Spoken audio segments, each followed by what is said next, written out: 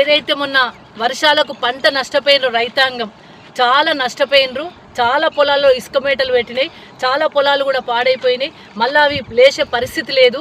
కాబట్టి పంట నష్ట పరిహారాన్ని చెల్లించాలని ప్రభుత్వాన్ని డిమాండ్ చేస్తూ ఉన్నాం. గతంలో గౌరవ కేసీఆర్ గారు రైతు బంధు ఇచ్చి, రైతు బీమా ఇచ్చి, పంట వేసుకున్నాక పంట కొని పైసలేసి అనేక రకాల భరోసా ఇచ్చిన రైతాంగానికి.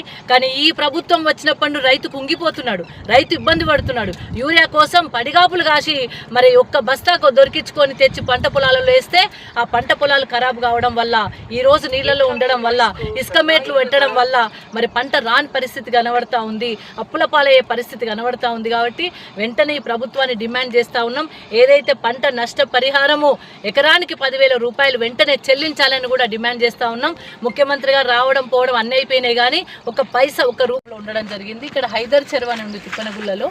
ఆ హైదర్ చెరుకు కాళేశ్వరం ప్రాజెక్టు ద్వారా డిస్ట్రిబ్యూషన్ కెనాల్ ద్వారా నీళ్ళు అందించేటోళ్ళం. మరి పంటలు కూడా గత 3 సంవత్సరాలుగా పంటలు కూడా బాగానే పండించుకున్నారు.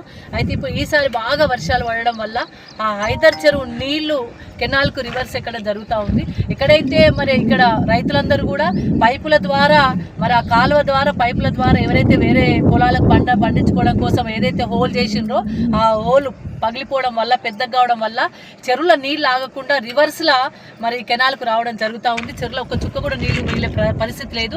దాన్ని ఇరిగేషన్ అధికారులతోని మరి గ్రామస్తులు మాట్లాడే ప్రయత్నం చేయడం జరిగింది.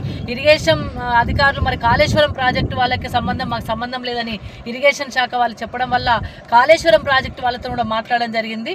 మరి వాళ్ళు రేపు స్పందించి రేపు వచ్చి దాన్ని రిపేర్ చేయకపోతే, నేను కలెక్టర్ గారు కూడా విజ్ఞప్తి చేస్తూ ఉన్నాను, చెరువు కనుక రేపు రిపేర్ చేయకపోతే వచ్చే వర్షాలు ఒక చుక్క కూడా నిలబడే పరిస్థితి లేదు. అవి రివర్స్లో మళ్ళా కాళేశ్వరం కెనాల్ ద్వారా బయటకు పోయే పరిస్థితి ఉంది. కాబట్టి వెంటనే ఆ చెరువు రిపేర్ చేపట్టాలి. కాళేశ్వరం ప్రాజెక్టు వాళ్ళతో మాట్లాడి అక్కడ ఏదైతే గండి పడిందో ఆ చెరువుకు అవి రివర్స్లో కెనాల్కు రాకుండా చూడాల్సిన బాధ్యత కూడా మరి కాళేశ్వరం అధికారులే.